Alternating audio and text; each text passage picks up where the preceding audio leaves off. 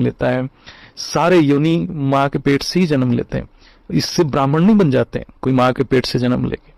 ब्राह्मण तभी बनता है जब उसमें वो विवेक जागृत होता है, आत्मा अनात्मा का ज्ञान जागृत हो जाता है, परमात्मा का ज्ञान जागृत होता है, तभी वो ब्राह्मण बनता है। मतलब ब्रह्म का जो अनुभूति, जो बुद्धि विवेक में जो ब्रह्म का जो अनुभूति जागृत हो जाता है, विवेक जागृत हो जाता है, तभी वो ब्राह्मण कहलाता है। जो माँ जी वाणी में भी बताते हैं कि जब तक बेहद की आत्मा तब तक नहीं बनता जब तक वो परमपिता परमात्मा ऑलमाइटी ऑथोरिटी को ज्ञान से पहचान नहीं लेता है। और ज्ञान से पहचानना मतलब तीनों रूप को जानना, साकारी, आकारी और निराकारी को जानना, तब वो ब्राह्मण बनता है, तब ब्रह्म का आचरण करने लग जाता है।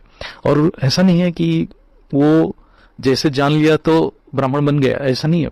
वो ब्राह्मण बनने का प्रक्रिया स्टार्ट हो गया कि तीनों स्टेज रहता है ज्ञान का, जानना, मानना, करना।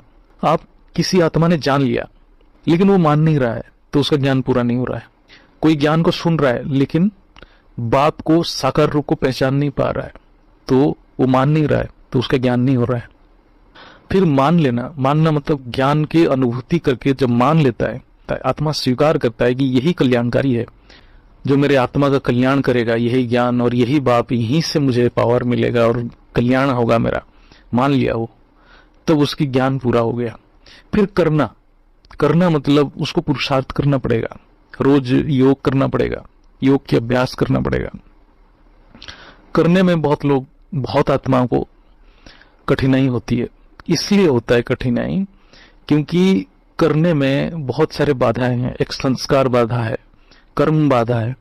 जब ये संस्कार और कर्म को ओवरकम करता है, मतलब उससे ऊपर आता है, तभी वो पुरुषार्थ निर्द्वंद, निश्चय बुद्धि, एकाग्र मन से कर पाता है। तो वो धारणा शक्ति उसके अंदर धीरे धीरे, चैतन्य, जो पुरुषोत्तम चैतन्य शक्ति, जो परमात्मा परम पिता की शक्ति उसके अंदर प्रवाह होता है और धारण करने का शक्ति उसमें बढ़ जाता है।